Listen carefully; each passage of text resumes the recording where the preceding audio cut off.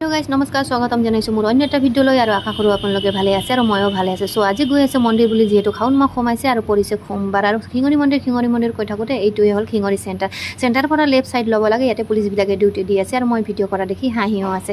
এইখিনিতে পাব অকণমান গেটৰ পৰা অকণমান দূৰ সোমাই যাব লাগে। সোমাই গৈ আপুনি মন্দিৰটো পাই যাব। চাওকচোন ইমান দোকান দিছে, মই ভাবিছোঁ মেলাই হৈছে কিন্তু মেলা নহয়, বলবমৰ কাৰণে দোকান দিয়া হৈছে। আৰু তেনেকৈ কথা পাতোঁতে মই মন্দিৰটো পাই গ'লোঁ। চাওকচোন মন্দিৰটো পাই বাইক ৰাখি পিনি আমি চাকি ল'ব আহিছোঁ। যিহেতু বাকী বস্তু ঘৰৰ পৰা লৈ গৈছোঁ, চাকি কেইপামান ল'ম বুলি সোমাই গৈছোঁ। সোমাই যাওঁতে দাদাজন চিনাকিয়ে পালোঁ চাওকচোন। আৰু আমাৰ দাদাজনকো চবেই চিনি পায়। আমাৰ দাদাজন হ'ল শিঙৰিৰে। তো শিঙৰিৰ পৰা আপুনি চাই আছে যদি আপুনি শিঙৰিৰ দাদাজনৰ তাত আহি যাব। চ' তেনেকৈ কথা পাতোঁতে আমি চাকিটো লৈ পিনে গ'লোঁ লাইন ধৰিবৰ কাৰণে, কি যিহেতু মন্দিৰৰ ভিতৰত সোমাওঁতে লাইন ধৰিব লাগে, যিহেতু বহুত ভিৰ আছিলে।